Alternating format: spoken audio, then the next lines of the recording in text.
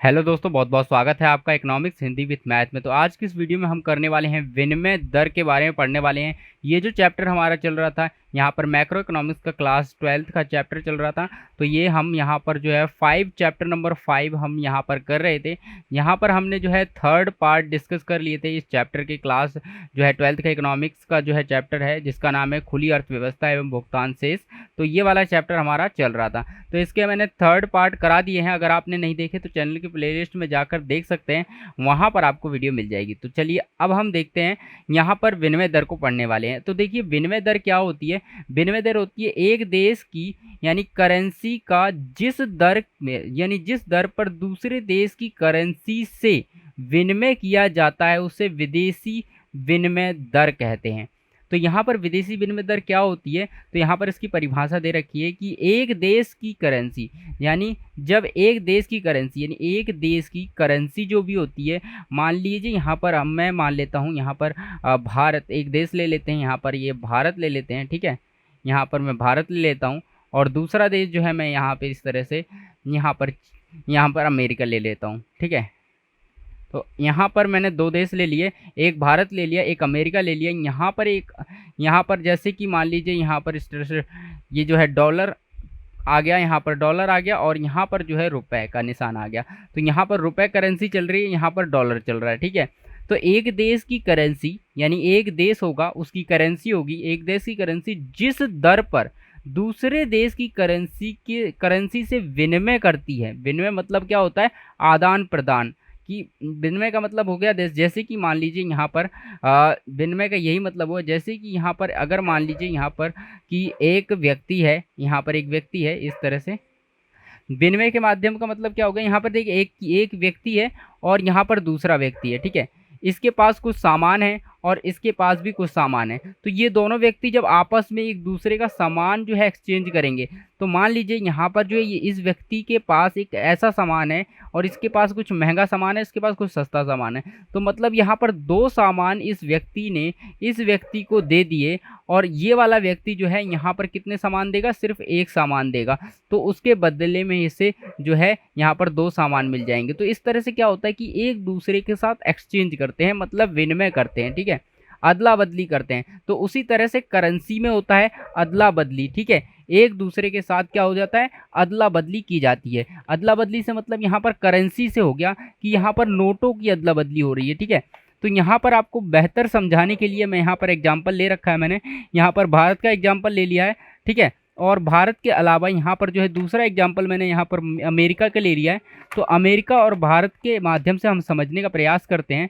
तो क्या होगा, यहाँ पर देख सकते हैं कि जो अमेरिका है, यहाँ पर अमेरिका का जो डॉलर का निशान है और डॉलर का आपको पता है वैल्यू कितनी होती है। मान लीजिए अगर मैं डॉलर की बात करूं, अगर मेरा 82 यहाँ पर एक डॉलर, यहाँ पर मैं यहाँ पर क्या कर रहा हूँ कि एक डॉलर जो आपका एक डॉलर है वो जो है आपके 82 रुपये के बराबर है। तो मैंने यहाँ पर क्या मान के चल लिया, मैं यहाँ पर मान के चलता हूँ कि एक जो डॉलर है वो 82 रुपये के बराबर है। किसके बराबर है, 82 रुपये के बराबर है, ठीक है।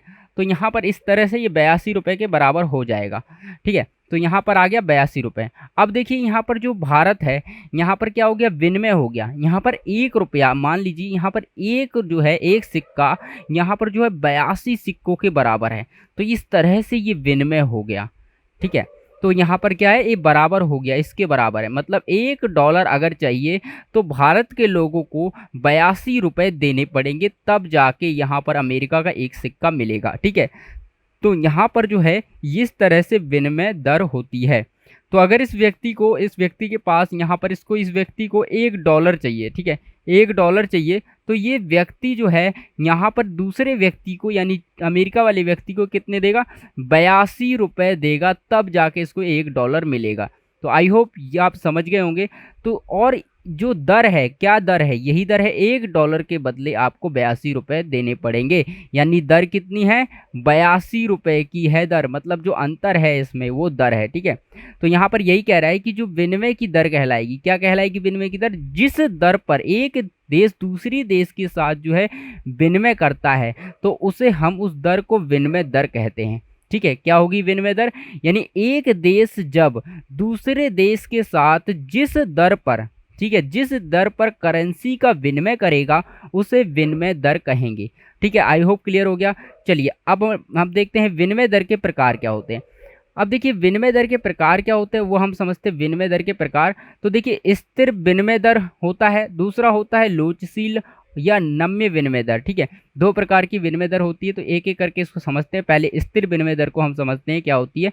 स्थिर विनिमय दर में क्या होता है, वह विदेशी विनिमय दर है जिसका निर्धारण जो है या तो देश की सरकार द्वारा या मौद्रिक यानी मौद्रिक जो अथॉरिटी होती है उसके द्वारा होता है, यानी केंद्रीय बैंक करता है। ठीक है, तो यहाँ पर क्या होता है वह, और यहाँ पर और साथ में क्या होगा, करे या उसे स्थिर विनिमय यहाँ पर दर कहा जाता है। तो यहाँ पर सीधी सी बात है, एक दर का नाम है यहाँ पर स्थिर विनिमय दर, मतलब एक ऐसी विनिमय दर कि सरकार ने जो है, देश की सरकार है, ठीक है, देश के अंदर क्या है, सरकार है। अब यहाँ देश की सरकार ने तय कर दिया है कि एक फिक्स रेट है कि हम दूसरे देश के $1 के बदले में ₹82 देंगे। ठीक है, तो इन्होंने क्या किया, सरकार ने यहाँ पर फिक्स कर दिया है। क्या कर दिया है यहाँ पर जो है, अगर मैं यहाँ पर इस तरह से आपको बताऊँ, समझाऊँ, तो यहाँ पर ये भारत की सरकार ने, यहाँ पर भारत ने क्या किया है अमेरिका के लिए, ठीक है, यहाँ पर देखिए अमेरिका के लिए, तो यहाँ पर फिक्स कर दिया है। तो $1, ठीक है, $1 इक्वल टू बराबर कर दिया है ₹82 की। तो ये सरकार ने फिक्स कर दिया है। सरकार ने, किसने कर दिया है यहाँ पर, ये सरकार ने यहाँ पर फिक्स कर दिया है कि $1 के बदले ₹82 देने पड़ेंगे। ठीक है, भारत की सरकार ने फिक्स कर दिया है, या फिर कहें अमेरिका की सरकार ने फिक्स कर दिया है। और या फिर हम कौन सी सरकार कर सकती है, या केंद्रीय बैंक कर सकता है, केंद्रीय बैंक। ठीक है, यहाँ पर क्या कर सकता है, केंद्रीय बैंक कर सकता है। ठीक है, तो या तो सरकार कर सकती है या केंद्रीय बैंक कर सकता है। तो यहाँ पर ये विनिमय दर को एक निर्धारित कर देती है, विनिमय दर को यहाँ पर निर्धारित हो जाती है। ठीक है, अब विनिमय दर निर्धारित हो गई, तो यहाँ पर यही कह रहा है कि वह विदेशी विनिमय दर जिसका निर्धारण या तो देश की सरकार द्वारा होता है। ठीक है, यहाँ पर क्या हो रहा है, एक देश की सरकार द्वारा, देश की सरकार क्या करती है, विनिमय दर को निर्धारित करती है। देश की सरकार क्या करेगी, विनिमय दर को निर्धारित करती है, या फिर अथॉरिटी करेगी, अर्थात केंद्रीय बैंक करेगा। ठीक है, तो उसे स्थिर विनिमय दर कहते हैं। तो सीधी सी बात है, आपको याद रखना है कि अगर विनिमय दर का निर्धारण जो है देश की सरकार के द्वारा हो रहा है, नहीं, देश की सरकार के द्वारा हो रहा है या फिर केंद्रीय बैंक कर रहा है, तब उसे स्थिर विनिमय दर प्रणाली कहेंगे। ठीक है, स्थिर विनिमय दर कहेंगे। तो आई होप दोस्तों क्लियर हो गया ये वाला पॉइंट। चलिए आगे बढ़ते हैं, आगे हम देखते हैं नेक्स्ट जो हमारा है पॉइंट। तो यहाँ पर हमारा जो है, यहाँ पर हमने कर लिया स्थिर विनिमय दर। अब लोचशील या नम्य विनिमय दर क्या होती है। ठीक है, लोचशील या नम्य विनिमय दर को देखते हैं। अब देखिए लोचशील या नम्य विनिमय दर वह निर्धारण, यानी क्या है, दर का निर्धारण विदेशी विनिमय की मांग तथा पूर्ति की शक्तियों पर निर्भर करता है। ठीक है, यहाँ पर क्या है, विदेशी शक्तियों की मांग, जो हमारा देश था, यहाँ पर मैंने आपको दिखाया था विदेशी शक्तियों की मांग, जैसे कि ये भारत है और ये अमेरिका है। तो यहाँ पर क्या है, विदेशी शक्तियों की मांग कितनी है, मांग और पूर्ति कितनी है। ठीक है, तो यहाँ पर कितनी डिमांड है रुपए की, अगर ज़्यादा डिमांड है तो यहाँ पर क्या है, चेंज होगा, और कम डिमांड है तो चेंज होगा। ठीक है, मांग और पूर्ति के द्वारा, एक तरह से आप कह सकते हैं जब विनिमय दर का निर्धारण मांग और पूर्ति के द्वारा होता है। ठीक है, यानी विदेशी शक्तियों की मांग और पूर्ति के माध्यम से जब विनिमय दर का निर्धारण होता है, तो उसे हम क्या बोलते हैं, उसे हम बोलते हैं लोचशील या नम्य विनिमय दर प्रणाली। ठीक है, नम्य विनिमय दर बोलते हैं। यहाँ पर देखिए विदेशी मुद्रा की मांग तथा नम्य विनिमय दर में विपरीत संबंध होता है। ठीक है, विदेशी मुद्रा की मांग तथा नम्य विनिमय दर में विपरीत संबंध होता है। तो यहाँ पर आपको देखना है कि जो विदेशी मुद्रा की मांग है, ठीक है, यहाँ पर क्या है, विदेशी मुद्रा की मांग है, तो उस, और यहाँ पर जो नम्य विनिमय दर है, इसमें क्या होगा कि एक विपरीत संबंध होगा। यदि विनिमय दर ऊंची है तो विदेशी मुद्रा की मांग कम होती है। बस यहाँ पर ये वाला पॉइंट काफ़ी इंपॉर्टेंट हो जाता है, जो आपको याद रखना है कि अगर यहाँ पर यदि यहाँ पर क्या है, विनिमय दर, जो विनिमय दर है वो काफ़ी ऊंची है, ठीक है। विनिमय दर जो है काफ़ी ज़्यादा है, ऊंची का मतलब है कि यहाँ पर आप देखेंगे यहाँ पर जो है $1 था, यहाँ पर क्या है $1 था। अभी ये ऊंची का मतलब है कि बहुत ज़्यादा ऊंची हो रही है विनिमय दर। यहाँ पर क्या है ये ज़्यादा हो जाए, मतलब $1 का आपका यहाँ पर अगर 82 से लेकर के ये 85 हो जाए तो यहाँ पर क्या हो गया, ऊंची दर हो गई। तो अगर ऐसा हो जाता है तो आपके लिए दिक्कत हो जाएगी। ऐसे में क्या होगा, आप यहाँ पर देख सकते हैं, ऐसे में अगर ऊंची हो जाए तो विदेशी मुद्रा, ठीक है, मांग कम हो जाती है, तो विदेशी मुद्रा की मांग कम हो जाएगी। तो चलिए यहाँ पर मैं बता देता हूँ कि विदेशी मुद्रा की मांग कम क्यों हो जाएगी। तो मांग कम होने का कारण ये है कि यहाँ पर देखिए अगर ये 82 रुपये बढ़ गया, मतलब $1 की कीमत विदेश में देखिए मान लीजिए $1 है। यहाँ पर क्या है, एक व्यक्ति है, जैसे भारत का व्यक्ति है और यहाँ पर जो है चीन अमेरिका का व्यक्ति है, ठीक है। अमेरिका के व्यक्ति के पास $1 है, एक यानी एक सिक्का है $1 है, ठीक है। और यहाँ पर भारत के पास जो है 82 रुपये है इसके पास, ठीक है। तो यहाँ पर ये 82 रुपये देगा तब भारत को $1 मिलेगा। लेकिन वहीं पर अगर यहाँ पर ऊंची हो जाए कीमत, क्या हो जाए, यहाँ पर जो है दर ऊंची हो जाए, क्या हो जाए, दर जो है ऊंची हो जाए, बढ़ जाए। अगर दर बढ़ गई यानी 85 रुपये हो गया या फिर मान लीजिए ये बढ़कर 90 रुपये हो गया, तो यहाँ पर देख सकते हैं आप, यहाँ पर इस व्यक्ति को, जो भारत में निवासी है, भारत में रहने वाला व्यक्ति है, इसको $1 को प्राप्त करने के लिए अब 90 रुपये देने पड़ेंगे, ठीक है। जैसे ही ऊंची दर होती है, विनिमय दर की ऊंची दर हो जाती है, तो उसे $1 प्राप्त करने के लिए यहाँ पर 90 रुपये देने पड़ेंगे अगर बढ़ जाता है तो, ठीक है। लेकिन यहाँ पर कम होता है तो अगर 90 रुपये देंगे तो आप ही सोचिए, जब हमें पैसा किसी चीज़ के लिए ज़्यादा देना पड़ेगा तो हम वो क्यों खरीदेंगे, है ना, क्यों खरीदेंगे, मतलब क्यों लेंगे। तो यहाँ पर इसीलिए कहता है जब हमें पैसा ज़्यादा देना पड़ेगा तो हम जो है डॉलर की मांग जो है, मांग, ठीक है, वो कम हो जाएगी, मांग गिर जाएगी, ठीक है। यानी जब विनिमय दर, तो यहाँ पर आप लिख सकते हैं, यहाँ पर इस तरह से, यहाँ पर आप लिखेंगे विनिमय दर जो है हमारी, ठीक है, विनिमय जो है, यहाँ पर जो विनिमय दर होती है, अगर विनिमय दर यहाँ पर बढ़ जाएगी, जो विनिमय दर है अगर यहाँ पर बढ़ जाएगी तो आपका जो यहाँ पर विनिमय दर बढ़ने से क्या हो जाएगा, आपकी जो है मांग कम हो जाएगी, क्या हो जाएगी, मांग कम हो जाएगी, मांग। तो यहाँ पर मांग क्या हो जाएगी, गिर जाएगी आपकी। तो बस ये याद रखना है, जब विनिमय दर आपकी बढ़ेगी तो आपकी मांग कम हो जाएगी, ठीक है। तो विनिमय दर बढ़ने से क्या हो जाता है, मांग कम हो जाती है, बस यही यहाँ पर बताया गया है, ठीक है। तो यहाँ पर यही है, विनिमय दर जब बढ़ेगी तो आपकी मुद्रा की मांग कम हो जाएगी। ये हो गया। तो आपको ये समझ में आ गया कि क्या होता है कि लोचशील या नम्य विनिमय दर प्रणाली में क्या होता है, यहाँ पर दर का निर्धारण कैसे होता है। यहाँ पर देखिए निर्धारण जो है विदेशी विनिमय की मांग तथा पूर्ति की शक्तियों द्वारा होता है, ठीक है। विदेशी विनिमय की मांग और शक्तियों की पूर्ति के द्वारा इसका निर्धारण होता है, बस यही आपको समझना है, ठीक है। उसमें क्या होता था, सरकार जो है, यहाँ पर स्थिर वाली में क्या होता था, सरकार निर्धारित करती थी, लेकिन यहाँ पर मांग और पूर्तियाँ जो है दर को निर्धारित करती है। तो बस आपको सिंपल से याद रखना है। लोचशील की बात करें तो लोचशील या नम्य विनिमय दर प्रणाली की बात करें, मतलब यहाँ पर इसकी बात करेंगे तो यहाँ पर सिंपल सी बात है, यहाँ पर अगर लोचशील की बात करेंगे तो ये मांग यानी जो है विदेशी, यहाँ पर विदेशी विनिमय की मांग और पूर्ति का निर्धारण होगा। लेकिन अगर हम बात करते हैं यहाँ पर जो है स्थिर विनिमय दर प्रणाली की, स्थिर की बात करेंगे तो यहाँ पर सीधी सी बात है कि देश की सरकार या यहाँ पर केंद्रीय बैंक द्वारा इसका निर्धारण होगा, ठीक है। तो इस तरह से आप परिभाषा ले सकते हैं। और यहाँ पर समझने वाली बात है, अगर विनिमय दर ज़्यादा बढ़ जाती है, ऊंची होगी, तो विदेशी मुद्रा की जो मांग होती है वो कम हो जाएगी, ठीक है। आगे बढ़ते हैं। और जो है यहाँ पर विलोमशः, यहाँ पर इसके विपरीत जो है विदेशी विनिमय की दर जो है विदेशी मुद्रा की पूर्ति में प्रत्यक्ष संबंध होता है, ठीक है। तो यहाँ पर विदेशी विनिमय दर व विदेशी मुद्रा की पूर्ति में प्रत्यक्ष संबंध है। तो यहाँ पर क्या प्रत्यक्ष संबंध, मतलब सीधा संबंध है। विदेशी विनिमय दर अधिक होगी, यानी विदेशी विनिमय दर अधिक बढ़ेगी तो विदेशी मुद्रा पूर्ति अधिक होगी। तो मतलब क्या है, पूर्ति अधिक होगी। हम क्या करेंगे, पूर्ति अधिक कराएंगे जब हमारे पास विनिमय दर अधिक है, ठीक है। विदेशी विनिमय दर अधिक है। पूर्ति का मतलब है यहाँ पर देखिए कि हम क्या कर रहे हैं, हम जो है यहाँ पर अपने देश से दूसरे देश के पास पैसा भेज रहे हैं, तो हम क्या करेंगे कि यहाँ पर पूर्ति करा रहे हैं, तो यहाँ पर हमें पैसा ज़्यादा मिल रहा है। क्या मिल रहा है, यहाँ पर देखिए पैसा हमें ज़्यादा मिल रहा है। जब हमें पैसा ज़्यादा मिलेगा, अगर हमारे पास डॉलर है तो हम इसको क्या करेंगे, बेचेंगे।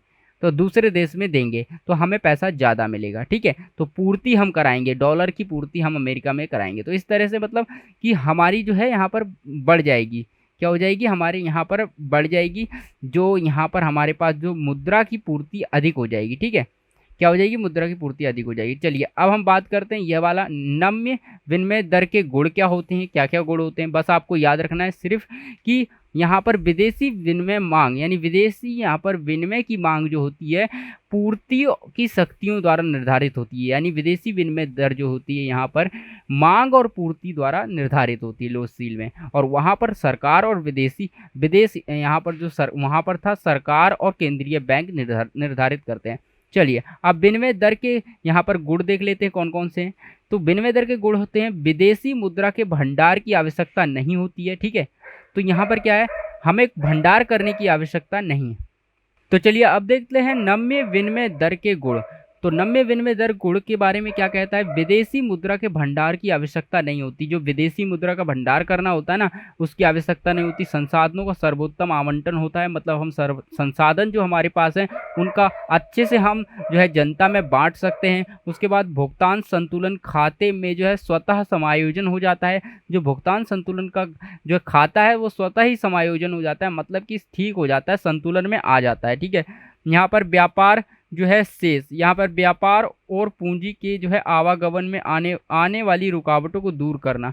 तो यहाँ पर जो व्यापार होता है उसके बीच जो आवागमन की रुकावटें आती हैं उनको भी दूर किया जा सकता है। तो यहाँ पर ये गुण हैं इसके कि नम्य विनिमय दर में क्या होगा, सबसे पहले इसके लिए भंडारण की आवश्यकता नहीं होती, ठीक है, कि मुद्रा के भंडारण की आवश्यकता नहीं है, सर्वोत्तम आवंटन हो जाता है। उसके बाद क्या है, संतुलन जो है इसका जो है भुगतान संतुलन स्वतः हो जाता है, संतुलन स्थापित हो जाता है तुरंत। उसके बाद व्यापार में जो है आवागमन में जो है यहाँ पर रुकावटें दूर हो जाती हैं, जो व्यापार का आवागमन होता है उसमें रुकावटें दूर हो जाती हैं, ठीक है। तो ये नम्य विनिमय दर के गुण थे। तो आई होप दोस्तों आपको ये समझ में आ गया होगा। अगर आपको ये समझ में आ गया है, वीडियो पसंद आ रही है तो वीडियो को लाइक ज़रूर कर दें। चलिए आगे बढ़ते हैं हम। तो यहाँ पर हम देखते हैं नेक्स्ट जो टॉपिक है, नम्य विनिमय दर के दोष क्या होते हैं। देखिए कमियां भी हैं, अगर इसके गुण हैं फायदे हैं तो इसकी कमियां भी हैं। तो यहाँ पर विदेशी विनिमय दर में अस्थिरता होती है, यानी जो विदेशी विनिमय दर होती है यहाँ पर इसमें अस्थिरता पाई जाती है, स्थिर नहीं रहती बिल्कुल। जैसे कि स्थिर विनिमय दर थी ना, वो बिल्कुल स्थिर थी, सरकार ने जो फिक्स कर दिया, यानी जो सरकार ने फिक्स कर दिया था सरकार ने वही रहेगी। केंद्रीय बैंक जो फिक्स कर दिया फिक्स रहेगी, ठीक है, स्थिर रहेगी। तो यहाँ पर ये स्थिर रहती नहीं है क्योंकि ये नम्य विनिमय दर है, ठीक है।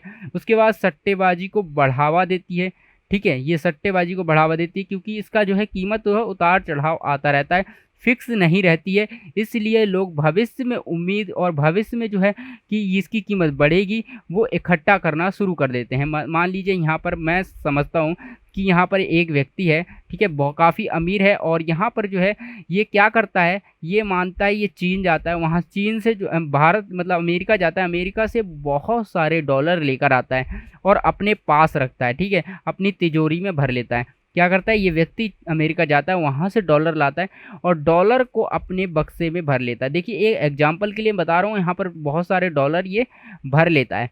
अब यहाँ पर इसने व्यक्ति ने भर लिए, तो क्यों भर लिए, अब ये सोचेगा, अब इसने काफ़ी सारे 1 साल 2 साल तक इसने रखे, तो इसने ये सोच रखा है जैसे ही डॉलर की कीमत, अभी मेरी मान लीजिए 82 रुपये है डॉलर की कीमत, 1 डॉलर की कीमत, अगर जैसे ही 1 डॉलर की कीमत जो है 82 से लेके 90 रुपये या फिर जो है 85 रुपये हो जाएगी, जैसी कीमत बढ़ेगी मैं सारे के सारे डॉलर दोबारा से बेच दूंगा, इससे मुझे फ़ायदा हो जाएगा। तो अगर मान लीजिए यहाँ पर 82 रुपये का है तो 1 डॉलर पर उससे 3 रुपये का फ़ायदा होगा, ठीक है, तो यहाँ पर प्रॉफिट हो जाएगा। तो इस तरह से ये सट्टेबाजी भी होती है इसमें, ठीक है। तो आई होप आपको समझ आ गया होगा सट्टेबाजी कैसे इसमें होती है। उसके बाद हम देखते हैं नम्य विनिमय दर का निर्धारण कैसे करते हैं। तो नम्य विनिमय दर प्रणाली के अंतर्गत जो है विदेशी विनिमय दर का निर्धारण बाजार शक्तियों द्वारा होता है, ठीक है। तो बस आपको यही याद रखना है कि जो नम्य विनिमय दर प्रणाली होती है, जो नम्य विनिमय दर प्रणाली है, इसके अंतर्गत जो है विदेशी विनिमय दर को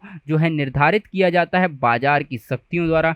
तो कौन करता है, बाजार की शक्तियों द्वारा करता है, ठीक है। तो दूसरे शब्दों में देखें तो यहाँ पर संतुलन विनिमय दर का निर्धारण जो है विदेशी मुद्रा की मांग और पूर्ति द्वारा किया जाता है। तो ठीक है, यहाँ पर जो संतुलन होगा इसका, तो विदेशी मुद्रा की मांग, दूसरे शब्दों में हम ये कह सकते हैं कि विदेश में विदेशी मुद्रा की मांग कितनी है और उसकी पूर्ति कितनी होनी है, उसके आधार पर जो है इसका संतुलन का निर्धारण होता है। ठीक है, तो वैसे कर सकते हैं, या फिर आप इस तरह से कह सकते हैं। आगे देखते हैं, विदेशी विनिमय दर की मांग तथा विनिमय दर में जो है विपरीत संबंध होता है। ठीक है, विदेशी विनिमय की दर में, जो विदेशी विनिमय की मांग और विनिमय दर में, ठीक है, जो मांग होगी, यहाँ पर दो चीज़ें हैं, यहाँ पर विदेशी विनिमय दर की मांग और विनिमय दर में विपरीत संबंध होगा। कैसा संबंध है?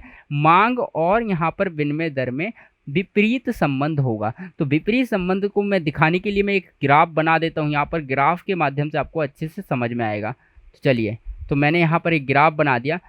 तो यहाँ पर ग्राफ क्या है, कुछ इस तरह से मैं ग्राफ बना रहा हूँ, ये विपरीत संबंध है। ठीक है, तो यहाँ पर मैं यहाँ पर इस तरह से विनिमय दर और मांग, तो यहाँ पर क्या था आप देख लेते हैं क्या है। पहला है मांग और विनिमय दर। ठीक है, तो यहाँ पर मैं यहाँ पर लिख लेता हूँ, इसको मांग कर लेता हूँ।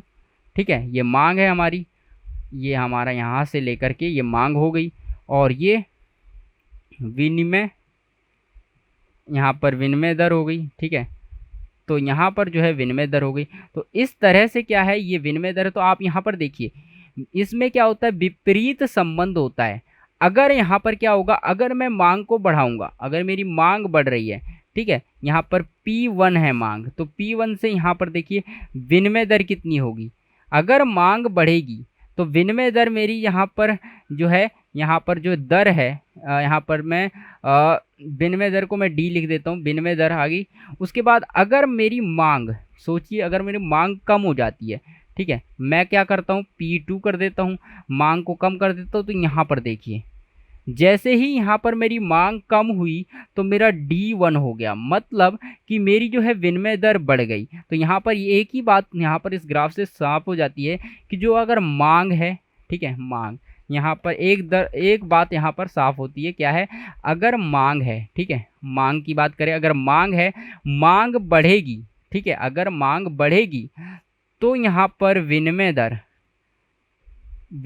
दर जो होती है, विनिमय दर कम होगी। ठीक है, अगर मांग जो है आपकी घटेगी, नीचे आएगी, तो विनिमय दर आपकी क्या होगी, विनिमय दर आपकी बढ़ जाएगी। तो इस तरह से ये काम करता है। आपको ये नोट्स में लिख लेना है अपने कि मांग बढ़ेगी तो विनिमय दर कम होगी, यानी विपरीत संबंध है। ये ग्राफ भी मैंने आपको बता दिया, आप भूलेंगे नहीं। ठीक है, तो इस तरह से आप ये लिख सकते हैं, आपको याद भी हो गया होगा। तो चलिए आगे बढ़ते हैं। इसलिए विदेशी विनिमय की मांग ऋणात्मक ढाल वाला होता है। तो यहाँ पर जो विदेशी विनिमय की मांग होती है वो ऋणात्मक ढाल वाली होती है, जैसा कि मैंने आपको ग्राफ में बताया। तो ये ऋणात्मक ढाल है, इसका नीचे की तरफ ढाल हो रहा है। ठीक है, तो ये हो गया। उसके बाद आता है विदेशी विनिमय की पूर्ति तथा विनिमय दर में धनात्मक प्रत्यक्ष संबंध होता है। तो अगर पूर्ति की बात करें, विदेशी विनिमय दर की पूर्ति, ठीक है, इसमें क्या होगा, एक धनात्मक संबंध होगा। तो इसका भी हम एक ग्राफ बना लेते हैं। चलिए इसका भी ग्राफ बना लेते हैं। इसमें धनात्मक संबंध कैसे होगा, तो धनात्मक संबंध की बात करते हैं तो ग्राफ हम देख लेते हैं। तो ग्राफ इसका कुछ इस तरह से बन जाएगा, इस तरह से ग्राफ बनेगा। ठीक है, तो ग्राफ इस तरह से कैसे बनेगा, अगर यहाँ पर मैं यहाँ पर इस तरह से यहाँ पर ले लेता हूँ, इस तरह से। ठीक है, अगर ये P1 है, ठीक है, और यहाँ पर इस तरह से यहाँ पर आ जाएगा। ठीक है, तो यहाँ पर मैं यहाँ पर क्या मान लेता हूँ, पूर्ति मान लेता हूँ, पूर्ति। ठीक है, यहाँ पर विनिमय दर, ठीक है, तो यहाँ पर मैंने विनिमय दर ले ली, यहाँ पर मैंने पूर्ति ले ली। अब देखिए यहाँ पर P1 से ये D1 हो गया। ठीक है, अब यहाँ पर मैं क्या करता हूँ, इसको घटा देता हूँ, तो ये P2 हो जाएगा, घटकर क्या हो जाएगा, P2। तो यहाँ पर ये P2 हो जाएगा। तो यहाँ पर आप देख सकते हैं ये भी घटेगा, D2 हो जाएगा। तो आप यहाँ पर देख सकते हैं, सिंपल सी बात है कि अगर पूर्ति कम हो रही है, ठीक है, आप यहाँ पर देख सकते हैं कि पूर्ति जब कम होती है तो यहाँ पर देखिए विनिमय दर भी कम हो रही है। ठीक है, लेकिन पूर्ति जब हम अगर इसको बढ़ा देते हैं, यहाँ पे था यहाँ पे करते हैं, जब पूर्ति बढ़ती है तो विनिमय दर भी बढ़ती है। ठीक है, तो यहाँ पर आप देख सकते हैं, सिंपल है, प्रत्यक्ष संबंध होता है। ठीक है, तो आप यहाँ पर इस तरह से लिख सकते हैं, जब पूर्ति की बात करेंगे, पूर्ति यहाँ पर जब इंक्रीज होगी, बढ़ेगी, तो यहाँ पर क्या होगा, यहाँ पर सिंपल सी बात है, विनिमय दर भी बढ़ेगी, विनिमय दर भी क्या होगी, बढ़ जाएगी। ठीक है, उसके बाद अगर मान लीजिए पूर्ति आपकी जो है कम हो रही है, पूर्ति कम हो जाएगी, तो विनिमय दर, यहाँ पर विनिमय दर भी आपकी कम हो जाएगी। ठीक है, तो ये हो गया आपका धनात्मक संबंध। क्या हो गया आपका धनात्मक संबंध। तो आई होप दोस्तों ये समझ में आ गया होगा धनात्मक संबंध क्या है। ठीक है, तो अगली वीडियो में हम देखेंगे विदेशी मुद्रा की मांग, यहाँ पर ये विदेशी मुद्रा की मांग के स्रोत और विदेशी मुद्रा की पूर्ति के स्रोत। तो काफ़ी सारी चीज़ें हम इसमें कवर करेंगे। अभी तो काफ़ी लंबा चैप्टर है ये जो है, इसको मैं 1-2 पार्ट और लेकर आऊँगा, उसमें मैं आपको कंप्लीट करा दूंगा। ठीक है, अभी तक के लिए इस वीडियो में इतना ही। और वीडियो पसंद आई हो तो वीडियो को लाइक करें, और चैनल पर पहली बार ये वीडियो देख रहे हैं तो चैनल को सब्सक्राइब करके बेल आइकन को ऑन कर लें, ताकि आपको हमारी वीडियो की नोटिफिकेशन मिलती रहे। तो चलिए दोस्तों, फिर मिलते हैं हम ऐसी ही किसी और वीडियो में।